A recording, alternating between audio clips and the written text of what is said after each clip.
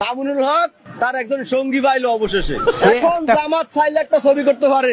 জামাত ইসলাম পরিচালিত, ডক্টর শফিকুর রহমান প্রযোজিত, লুচ্ছা এমপি অভিনীত গুপ্ত বউ। বাংলাদেশে আপাতত কোনো শয়তান নাই, সব শয়তান একটা জায়গায় বৈঠক করছে।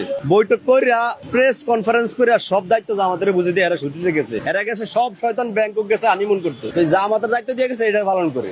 ইসলামের নামে যে ধোকা দিব এ শয়তানের ঊর্ধ্বে। মস্তু যায় আমিন আমিন কই আমরা দোয়া কবুলাই হুজুরে গো। এই বেড়ায় 75 বছর বয়সে 17 বছর মায়া পাওয়াটা আছে কত বড় ভাগ্যের ব্যাপার না? ভাগ্য শুধু হে একই ভালা। কি একটা অবস্থা দেন যে এরা আসলে কি চায় আর কি করতে চায়। এই জামাতের লগে একসাথে ব্যস্ত দিল মানে যাওয়া যাইবো না, কারণ মরিয়া এরা একত্রকে হুর পাইবো না। এর পরও আরেকজনের হুল্লা টানাটানি করবো, দেখো চাহিদাটা এত বেশি। নয়তো যে এই বেড়া সর্বোচ্চ নাইলে আজরাইল দিয়ে হইলে না 10 বছর বাঁচবো। এই বেড়ার এক ফাঁক খবরে, এই বেড়া বসে খবরে এই কামটা দরকার আছে। আবার দেখলাম নতুন আরেকটা নিউজ দেখলাম, বেড়া আবারও নাকি ধরা খাইছে মায় আরো গেল না আগের ভিডিও। তাইলে কোন এই বেড়া কি করতে চায়? এত ইয়ং বয়সের মায়া গুণের দোয়ায় তো এই বেড়া ব্যস্তই যাইবো।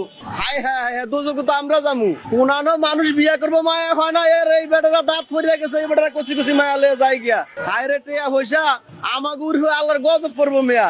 আমরা বউলে ঘুরতাম পারি না টিয়ার অভাবে। আর এরা কোন বয়সে কি মায়া লয়ে যায়? এই বয়সে এই মায়া হোটেলে লয়ে যাও না আর বিশ্বকাপ জিতন হমান কথা।